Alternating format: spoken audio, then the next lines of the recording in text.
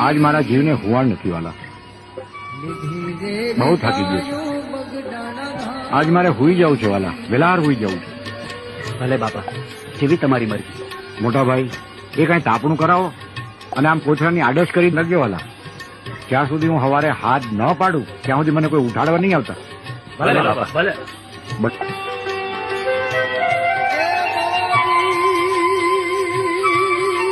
બાપા લ્યો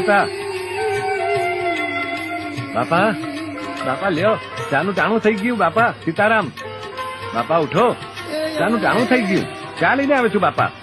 બાપા ઉઠો. બાપા, બાપા,